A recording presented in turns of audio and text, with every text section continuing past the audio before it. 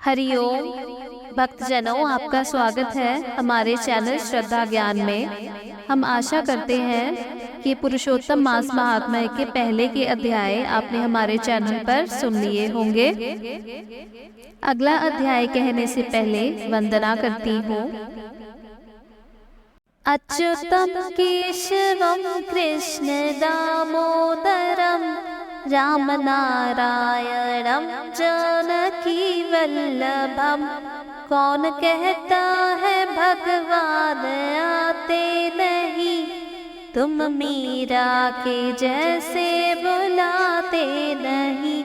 अच्युतम केशवम कृष्ण दामोदरम राम नारायणम जानकी वल्लभम।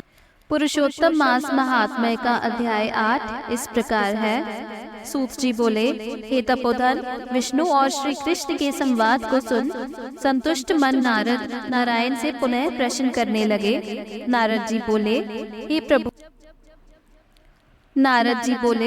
हे प्रभु, जब विष्णु बैकुंठ चले गए तब फिर क्या हुआ, कहिए। आदि पुरुष कृष्ण और हरि सुत का जो संवाद है वह सब प्राणियों को कल्याणकर है। इस प्रकार प्रश्न को सुन फिर भगवान बद्री नारायण जगत को आनंद देने वाला बृहद आख्यान कहने लगे। श्री नारायण बोले, तदंतर विष्णु बड़े प्रसन्न होकर बैकुंठ गए और वहां जाकर हे नारद अधिमास को अपने ही बसा लिया। अधिमास बैकुंठ में वास पाकर अत्यंत प्रसन्न हुआ और 12 मासों का राजा होकर विष्णु के साथ रहने लगा। 12 मासों में बलमास को श्रेष्ठ बनाकर विष्णु मन से संतुष्ट हुए।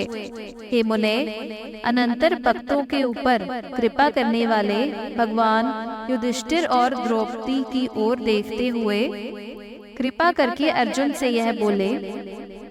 श्री कृष्ण बोले, हे राज शार्दुल, हमको मालूम होता है कि तपोवन में आकर आप लोगों ने दुखित होने के कारण पुरुषोत्तम मास का आदर नहीं किया। वृंदावन की शोभा के नाथ भगवान का प्रिय पात्र पुरुषोत्तम मास आप वनवासियों का प्रमाद से व्यतीत हो गया। भीष्म, द्रोणाचार्य, कर्ण के भय से आप सब लोगों ने भय और द्वेष से मुक्त होने के कारण प्राप्त पुरुषोत्तम मास का ध्यान नहीं। कृष्ण द्वैपायन व्यासदेव से प्राप्त विद्या के आराधन में तत्पर रणवीर अर्जुन के इंद्रकील पर्वत पर चले जाने पर उसके वियोग से दुखित आप लोगों ने पुरुषोत्तम मास को नहीं जाना। अब यदि आप यह पूछें कि हम क्या करें, तो मैं यही कहूँगा कि भाग्य का अवलंबन करो। पुरुषों का जैसा अदृष्ट होता है वैसा ही सदा भासता है। भाग्य से उत्पन्न जो फल है वह अवश्य ही भोगना पड़ता है। सुख दुख भय कुशलता इत्यादि भाग्य अनुसार ही मनुष्यों को प्राप्त होते हैं। अतः अदृष्ट पर विश्वास रखने वाले अपने लोगों को अदृष्ट पर निर्भर रहना चाहिए। अब इसके बाद आप लोगों के दुख का दूसरा कारण और बड़ा आश्चर्यजनक इतिहास के सहित कहते हैं। हे महाराज, हमारे मुख से कहा हुआ सुनो। श्री कृष्ण बोले, यह भाग्यशालिनी द्रौपदी पूर्व जन्म में बड़ी सुंदरी मेधावी ऋषि के घर में उत्पन्न हुई थी। समय व्यतीत होने पर जब 10 वर्ष की हुई तब क्रम से रूप और लावण्य से युक्त अति सुंदर और आकर्षक नेत्र से शोभायमान हुई।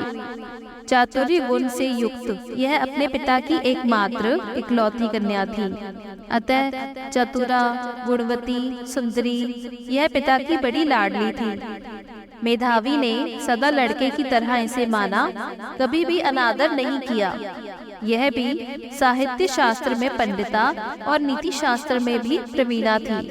इसकी माता इसकी छोटी अवस्था में ही मर गई थी। पिता ने ही प्रसन्नता पूर्वक पाला पोसा था। पास में रहने वाली अपनी सखी के पुत्र पौत्र आदि सुख को देख इसको भी स्पृहा हुई और तब यह सोचने लगी कि हमें भी यह सुख कैसे प्राप्त होगा। गुण और भाग्य का निधि सुख देने वाला पति और सत्पुत्र कैसे होंगे। इस प्रकार मनोरथ विचारती हुई सोचने लगी कि पहले मेरा विवाह उपस्थित था, परंतु भाग्य ने बिगाड़ दिया। अब क्या करने से अथवा क्या जानने से एवं किस देवता की उपासना करने से या किस मुनि के शरण जाने से अथवा किस तीर्थ का आश्रय करने से मेरी मनोकामना पूर्ण होगी। मेरा भाग्य कैसा सो गया कि कोई भी पति मुझको वरण नहीं करता है। पंडित भी मेरा पिता मेरे ही दुर्भाग्य से मूर्ख हो गया है। बड़ा आश्चर्य है, विवाह का समय उपस्थित होने पर भी मेरे समान वर को पिता ने नहीं दिया।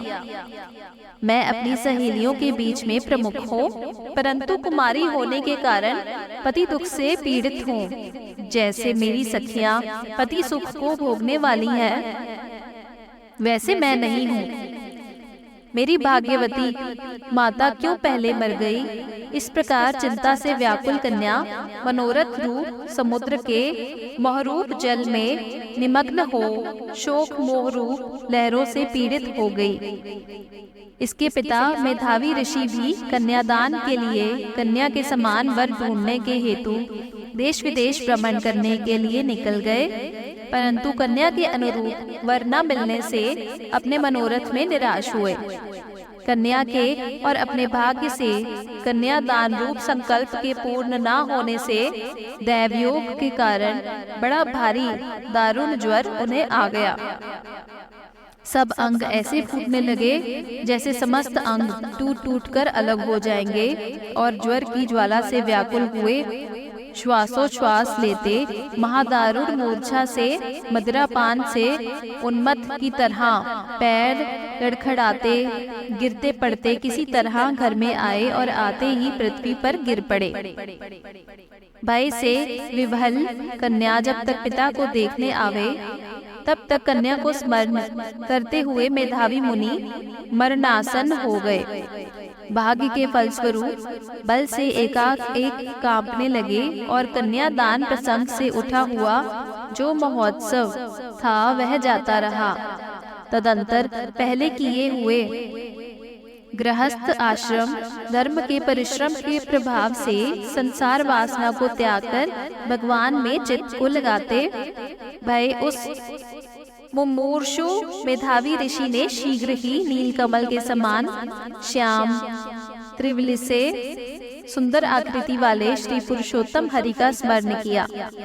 हे रास के स्वामी, हे राधा रमन, हे प्रचंड भुजदंड से दूर से ही देवताओं के शत्रु दैत्य को मारने वाले, हे अति उग्र दावानल को पान कर जाने वाले, हे कुमारी गोपिकाओं के उतारे हुए वस्त्रों को हरण करने वाले, हे श्री कृष्ण, हे गोविंद, हे हरे, हे मुरारे, हे राधेश, हे दामोदर, हे दीनानाथ, मुझ संसार में निमग्न की रक्षा कीजिए। इंद्रियों के ईश्वर आपको प्रणाम है।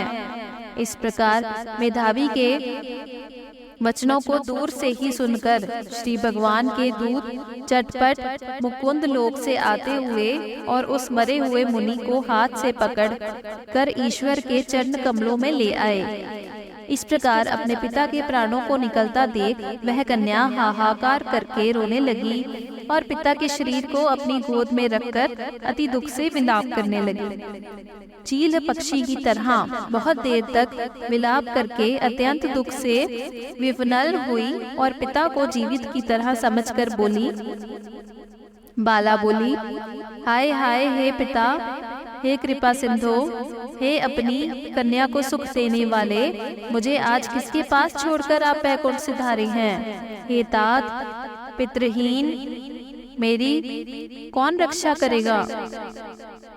आज मेरे भाई बंधु माता आदि कोई भी नहीं है। हे तात, मेरे भोजन वस्त्र की चिंता कौन करेगा? कैसे मैं रहूंगी इस शून्य वेद ध्वनि रहित निर्जन वन की तरह आपके घर में? हे मुनि श्रेष्ठ, अब मैं मर जाऊंगी, ऐसे जीने में क्या रखा है? हे कन्या में प्रेम रखने वाले पिता, हे तात, विवाह विधि बिना किए ही आप कहाँ चले गए? हे तपोनिधे, अब यहाँ आइए और अमृत के समान मधुर भाषण कीजिए। क्यों आप चुप हो गए? हे तात, बहुत देर से आप सोए हुए हैं, अब जागिए। ऐसा कहकर आंसू बहाती हुई घड़ी घड़ी कन्या विलाप करने लगी और पिता के मरने से दुखित हुए आरता चील पक्षी की तरह मुक्त कंठ से रोने लगी। उस लड़की का रोदन सुन उस वन में रहने वाले ब्राह्मण आपस में कहने लगे कि इस तपोवन में अत्यंत करुण शब्दों से कौन रो रहा है। ऐसा कहकर सब तपस्वी चुप होकर यह मेधावी ऋषि की कन्या का शब्द है ऐसा निश्चय कर घबराए हुए हाहाकार करते मेधावी के घर में आए और वहां आकर सबने कन्या के गोद में मरे हुए मेधावी ऋषि को देखा और देखकर उस वन में रहने वाले सब मुनि भी रोने लगे और कन्या की गोद से शव को लेकर शिव मंदिर के पास शमशान पर गए। वहां काष्ठ की चिता लगाकर विधि से अंत्येष्टि कर्म कर उसका दाह किया। दाह के अनंतर कन्या को समझाकर सब ऋषि अपने अपने आश्रम गए। इधर कन्या भी धैर्य धारण कर यथाशक्ति क्रिया के लिए द्रव्य खर्च करती हुई इस प्रकार पिता की मरण क्रिया को करके कन्या इसी तपोवन में निवास करने लगी और पिता के मरण रूप दुखाग्नि से जली हुई रंभा की तरह व्यतीत होती हुई एवं बछड़े के मर जाने से जैसे गौ चिल्लाती है और खाती नहीं दुर्बल हो जाती है, वैसे यह बाला भी दुखित हो गई। भक्तजनों, आगे की कथा हम अगले अध्याय में बताएंगे। हमारे साथ जुड़े रहने के लिए चैनल को सब्सक्राइब करना मत भूलिएगा ताकि अगला अध्याय आप तक पहुंच पाए।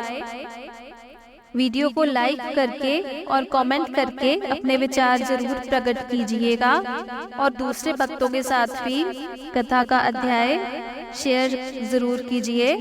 हरि ओम।